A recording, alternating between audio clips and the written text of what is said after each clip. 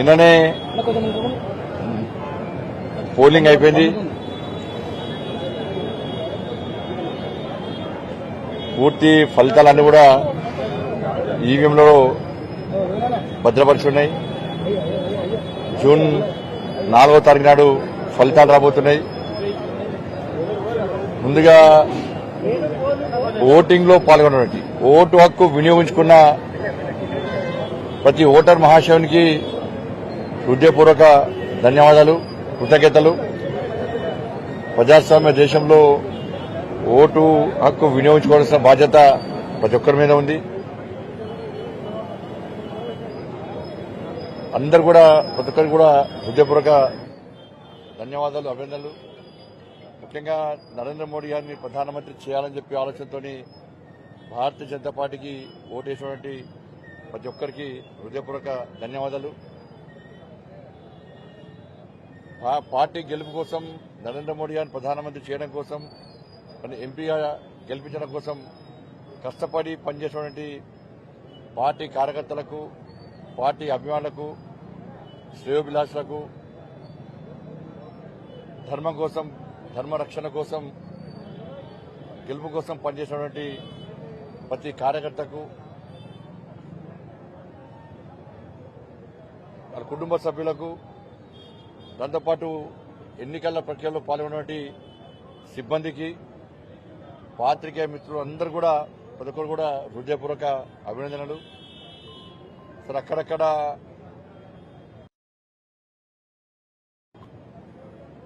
కొంతమంది పోలీసు అధికారులు, ఉన్నతాధికారులు చాలా పర్ఫెక్ట్, బాగా బ్రహ్మాండంగా పనిచేశారు.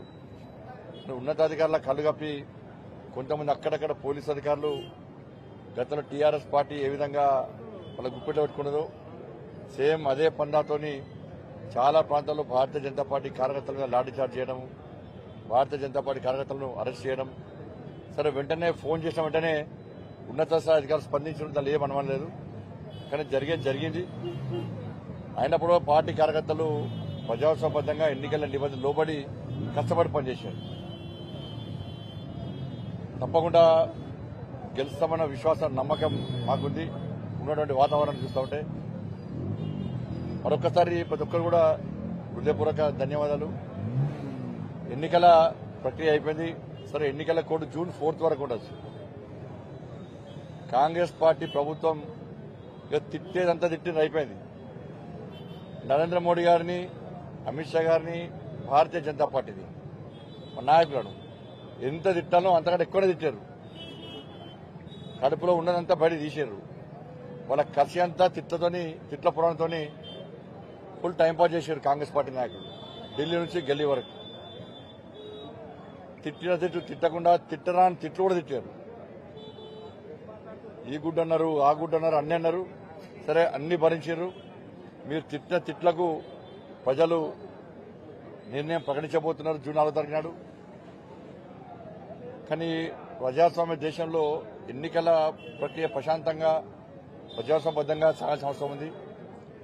కానీ రాజకీయ పార్టీ నాయకులు స్థాయి దిగజార్చుకొని, ముఖ్యంగా అధికార పార్టీ నాయకులు వాళ్ళ స్థాయి దిగజార్చుకొని ఇవాళ ఏ విధంగా తప్పుడు ప్రచారం చేసి ఎన్నికల్లో గెలవడమే లక్ష్యం, వాళ్ళకు అబద్దాలు ఆడాలి, శాంతి భద్రత సమస్య సృష్టించాలి, పేదలు టెన్షన్ వాతావరణం పెట్టాలి, పేదల బతుకులని కూడా లేనిది ఉన్నట్టు అన్నని విషయాలను అన్నట్టు వాళ్ళు ఎన్ని ఏళ్ళనో అన్ని వేషాలు వేసారు, అన్ని నాటకాలు మాట్లాడారు. అదే వాళ్ళ వాడిన భాష, వాళ్ళ పార్టీని అసహించుకున్నారు. వాళ్ళ వ్యవహార శైలే కాంగ్రెస్ పార్టీ కుంప ముంచబోతున్నది.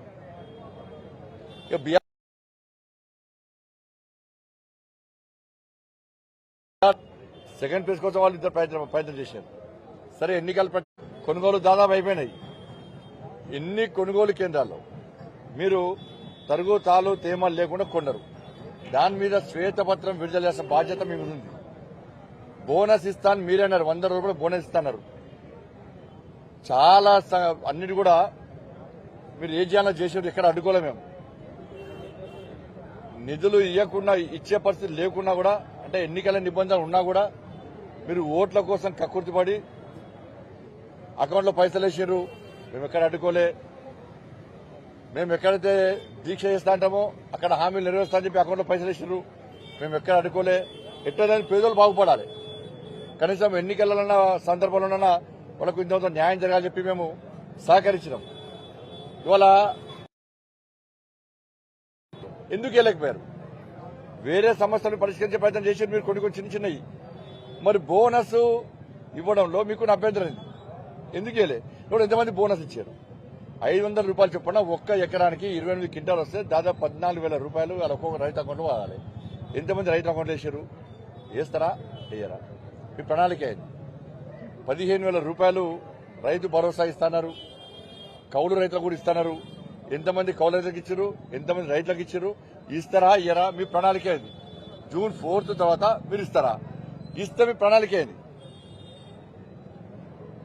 రుణమాఫీ మీ ప్రణాళిక ఏంది? రైతు కూలీలకు 12,000 రూపాయలు ఇస్తున్నారు. మీ ప్రణాళిక ఏంది? తులం బంగారం ఇస్తున్నారు. ఎంతమంది మహిళలకు ఇచ్చారు 100 రోజుల పాట? ఎవరు అడ్డుకున్నారు?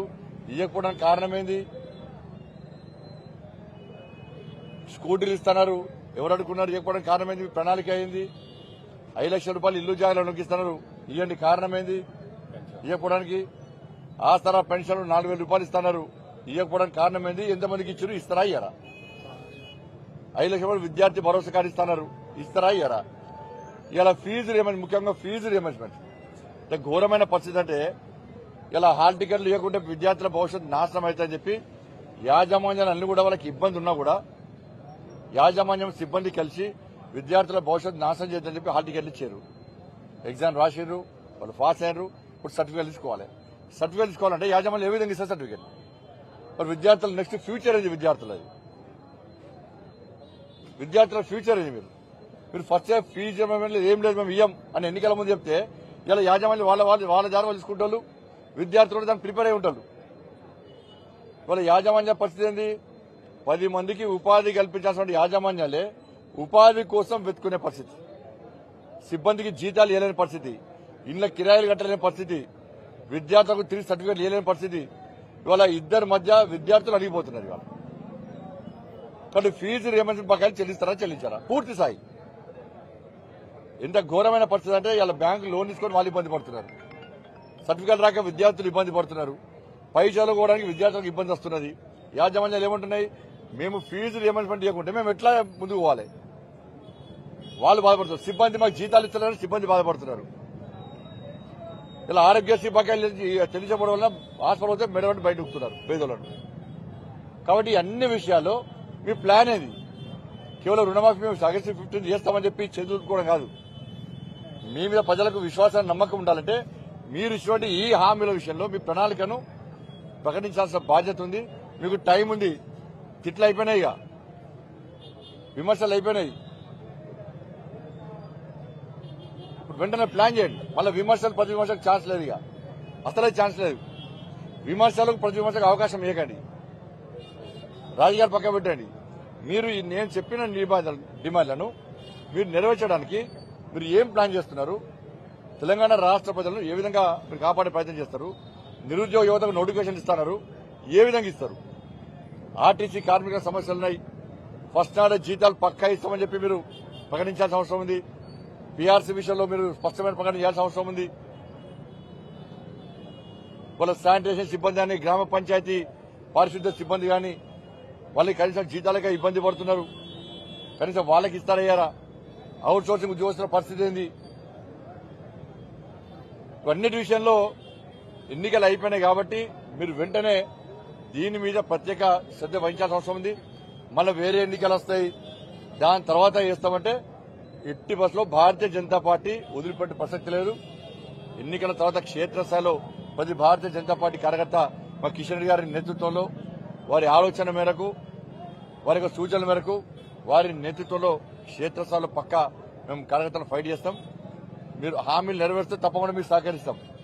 హామీలు నెరవేర్చకుంటే ఏ విధంగా ప్రజల్లో కూడా చైతన్యం కలిగించాలో ఆ విషయంలో పక్కా మేము ముందుకు వచ్చే ప్రయత్నం చేస్తాం.